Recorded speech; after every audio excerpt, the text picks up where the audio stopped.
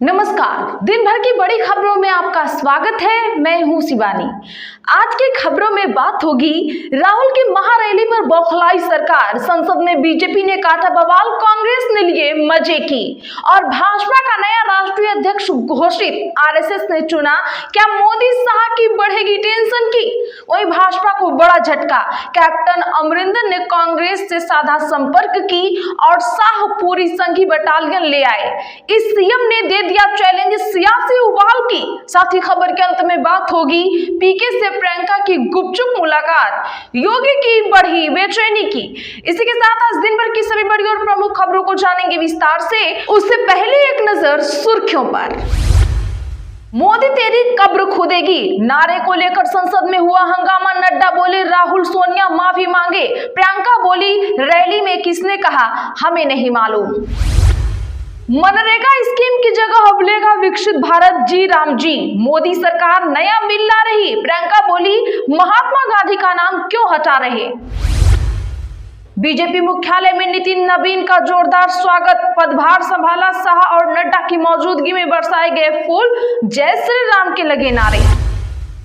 क्या कांग्रेस से गठबंधन करेंगे प्रशांत किशोर, प्रियंका गांधी से 2 घंटे गुपचुप हुई मुलाकात, विधानसभा में 0 पर आउट हुई थी पीके की पार्टी। संजय सरावगी बने बिहार बीजेपी के अध्यक्ष, दिलीप जायसवाल का लेंगे स्थान। पंजाब के कांग्रेस सांसद का कैप्टन प्रेम जागा, बोले अमरिंदर जुबान के पक्के, दोस्तों के दोस्त बगावत के वक्त सिद्धू खेमे में चले गए थे। राहुल आज जर्मनी जाएंगे, अफसरों और भारतीय समुदायों से मिलेंगे। नेता प्रतिपक्ष की 6 महीने में 5वीं बार विदेश यात्रा, भाजपा ने कहा था वे लीडर ऑफ पर्यटन। पंजाब चुनाव 2027 को लेकर कैप्टन ने छेड़ी चर्चाएं, कांग्रेस में जाएंगे अमरिंदर या बीजेपी का गेम प्लान। सिद्धू संग रहे सांसद ने तारीफ क्यों की, जानेंगे आगे विस्तार से। मोहम्मद मोकीम ने सोनिया गांधी से की थी मुलाकात, राहुल और खड़गे की थी शिकायत, अब उल्टी पड़ी चाल, पार्टी ने निकाल बाहर फेंका। राहुल गांधी से ऐसी तुलना की कि खुश हो गए शशि थरूर, यूजर को कहा शुक्रिया। सीएम स्टालिन बोले शाह तमिलनाडु को नहीं समझते, वे पूरी संघी बटालियन लेकर आ जाएं, कुछ नहीं कर पाएंगे, गृह मंत्री ने दिया था चैलेंज। अब पर्ची से बनने लगे पदाधिकारी, इमरान प्रतापगढ़ी ने यूपी बीजेपी अध्यक्ष की नियुक्ति पर उठाए सवाल। धमकाने का बेशर्म प्रयास, मद्रास हाई कोर्ट के न्यायाधीश के खिलाफ विपक्ष के महाअभियोग पर पूर्व जज बोले। एक्टर विजय को ईरोड में जनसभा करने की मिली परमिशन, 84 शर्तें माननी होगी। सितंबर में करूर रैली भगदड़ में 41 लोग मारे गए थे। तानाशाह की तिलमिलाहट आई सामने, बीजेपी ने ममता की हिटलर से की तुलना, सोशल मीडिया पोस्ट से उठा सियासी तूफान। सेजवाई बोले भगवान को भी चैन से सोने नहीं देते, बांके बिहारी के दर्शन की टाइमिंग बढ़ाने पर सुप्रीम कोर्ट सख्त, मैनेजमेंट कमेटी को दिया गया नोटिस। प्रदूषण पर गाइडलाइन जारी करना जरूरी, दिल्ली की जहरीली हवा पर सुप्रीम कोर्ट की आई टिप्पणी। ऑस्ट्रेलिया का हीरो अहमद आतंकी साजिश से निहत्था भिड़ा, राइफल छीनी, भाई से कहा कुछ हुआ तो परिवार को बताना कि लोगों को बचाते हुए मरा। हरियाणा सरकार ने शत्रुजीत कपूर को डीजीपी पद से हटाया, आईपीएस पूरन कांड के बाद कुर्सी छीनी थी, पहले छुट्टी पर भेजा गया था। कमीशन मांगने वाले 3 एमएलए का विधायक फंड रोका, विधानसभा की सदाचार समिति करेगी जांच, कांग्रेस भाजपा ने भी दिया नोटिस। मेसी को जय शाह ने टी20 वर्ल्ड कप का दिया टिकट, टीम इंडिया की जर्सी और दिग्गज क्रिकेटर्स के ऑटोग्राफ वाला बैट भी किया गिफ्ट। चलिए जानते हैं अब बड़ी और प्रमुख खबरों को विस्तार से। उससे पहले वीडियो को लाइक करें, साथ ही आपसे रिक्वेस्ट खबरों को आखिर तक जरूर देखें। मोदी तेरी कब्र खुदेगी नारे को लेकर संसद में हुआ हंगामा, नड्डा बोले राहुल और सोनिया माफी मांगे। जी हाँ, बता दें कि आज संसद के शीतकालीन सत्र के 11वें दिन दोनों सदनों में भाजपा सांसदों ने कांग्रेस की रैली में पीएम मोदी के खिलाफ नारेबाजी का मुद्दा उठाया। राज्यसभा में केंद्रीय मंत्री जेपी नड्डा ने कहा, पीएम के खिलाफ ऐसी बातें करना, उनको मारने की कामना करना शर्मनाक है। नड्डा ने कहा, नेता प्रतिपक्ष राहुल गांधी और कांग्रेस संसदीय दल की अध्यक्ष सोनिया गांधी को पूरे देश से माफी मांगनी चाहिए। लोकसभा में केंद्रीय मंत्री किरेन रिजिजू ने कहा, इससे शर्मनाक और क्या हो सकता है कि 140 करोड़ भारतीयों और विश्व के सबसे प्रसिद्ध नेता को इस तरह के नारों का सामना करना पड़ रहा है। पीएम के खिलाफ नारेबाजी और माफी की मांग को लेकर दोनों सदनों में जमकर हंगामा हुआ। दोनों सदन की कार्यवाही सुबह 11 बजे शुरू हुई थी, लेकिन शोर शराबे के कारण 10 मिनट भी चर्चा नहीं हो पाई और कार्यवाही दोपहर 12 बजे तक स्थगित कर दी गई। राज्यसभा की कार्यवाही 12 बजे फिर से शुरू हुई। हालांकि लोकसभा की कार्यवाही 12 बजे शुरू होते ही फिर हंगामा होने लगा, जिसके चलते कार्यवाही 2 बजे तक के लिए फिर से स्थगित कर दी गई। वहीं भाजपा के आरोपों पर कांग्रेस सांसद प्रियंका गांधी ने पलटवार किया है। प्रियंका गांधी वाड्रा ने कहा, हमें नहीं मालूम कि यह सब किसने कहा। रैली में स्टेज से किसी ने भी ऐसा कुछ नहीं कहा। फिर पता चला कि किसी ने इंटरव्यू में कहा है। भाजपा को खुद नहीं पता कि किसने नारेबाजी की। शाह और नड्डा ने राष्ट्रीय कार्यकारी अध्यक्ष को कुर्सी पर बिठाया। बीजेपी मुख्यालय में नितिन नबीन ने संभाला पदभार। जी हां, बता दें कि आज बिहार सरकार में मंत्री नितिन नबीन को भाजपा का राष्ट्रीय कार्यकारी अध्यक्ष बनाया गया है। दिल्ली स्थित बीजेपी मुख्यालय में नितिन नबीन ने अपना पदभार संभाला। केंद्रीय गृह मंत्री अमित शाह और जेपी नड्डा ने नितिन नबीन को कुर्सी पर बिठाया। सबसे पहले नितिन नबीन का पार्टी मुख्यालय में जोरदार स्वागत किया गया। उन पर फूल बरसाए गए। इस दौरान कार्यकर्ताओं ने जय श्री राम के नारे भी लगाए। अमित शाह और जेपी नड्डा नितिन नबीन के स्वागत के लिए बीजेपी मुख्यालय में पहले से मौजूद थे। भाजपा नेताओं ने उन्हें जमकर बधाई दी है। बता दें कि भाजपा ने साल 2020 में जेपी नड्डा को राष्ट्रीय अध्यक्ष बनाया था। 2024 में उनका कार्यकाल खत्म हुआ था, तब से वे एक्सटेंशन पर थे। नड्डा अभी केंद्र में स्वास्थ्य मंत्रालय संभाल रहे हैं। माना जा रहा है कि नितिन नबीन को ही राष्ट्रीय अध्यक्ष भी बनाया जाएगा।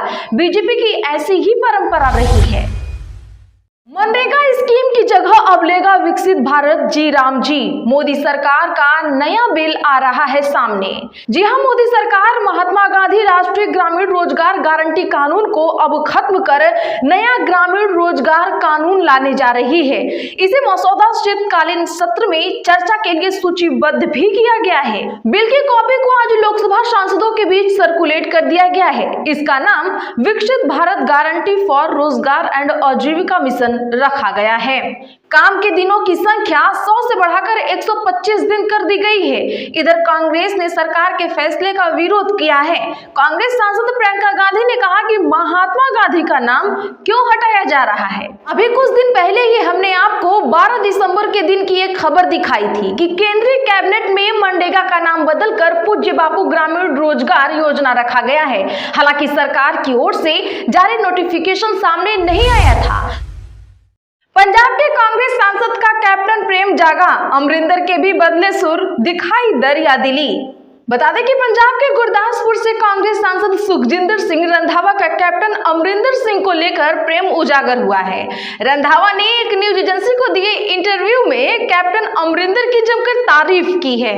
रंधावा ने कहा कि कैप्टन सेकुलर, एडमिनिस्ट्रेट व स्टेट फॉरवर्ड नेता हैं। उनके दिल में जो है वही जुबान पर भी रहता है। मैं आज भी उनकी इज्जत करता हूं। कैप्टन जुबान के पक्के हैं, दोस्तों के दोस्त हैं और दुश्मनों के दुश्मन हैं। आपको बता दें कि सुखजिंदर सिंह रंधावा ने अपने ग्रुप के साथ 2017 में कैप्टन के लिए आगे होकर प्रचार किया था।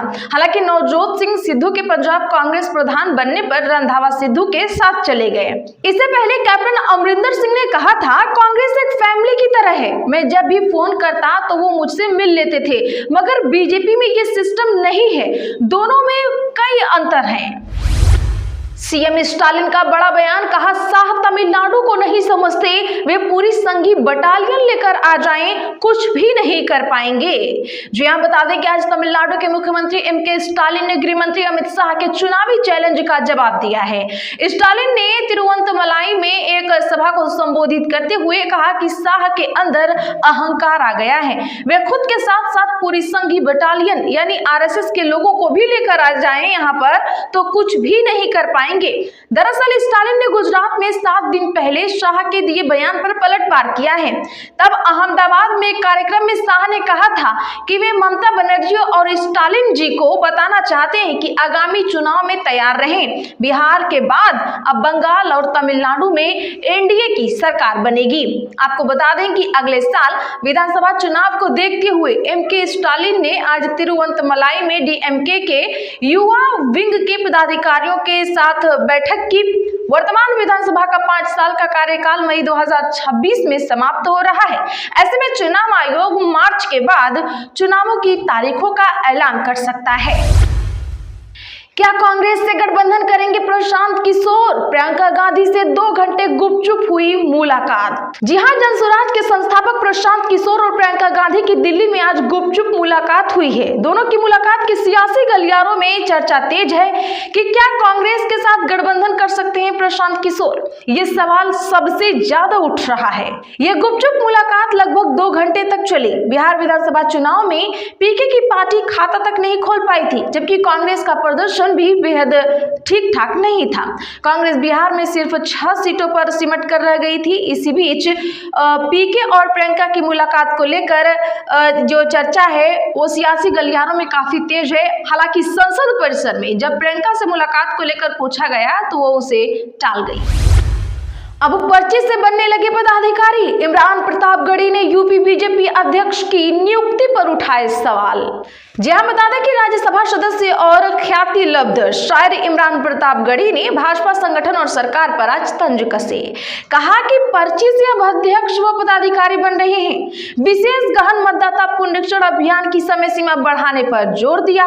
प्रतापगढ़ी ने कहा कि आज तक सावरकर के किसी ठोस योगदान को पहचान नहीं मिली। इतिहास का मूल्यांकन राजनीतिक दृष्टिकोण के तथ्यों के आधार पर होना चाहिए। भाजपा प्रदेश अध्यक्ष पंकज चौधरी की नियुक्ति पर कहा कि अब पर्ची से प्रदेश अध्यक्ष भी बनाए जा रहे हैं। प्रतापगढ़ी ने विशेष गहन मतदाता पुनरीक्षण अभियान की समय सीमा बढ़ाए जाने को आवश्यक बताया।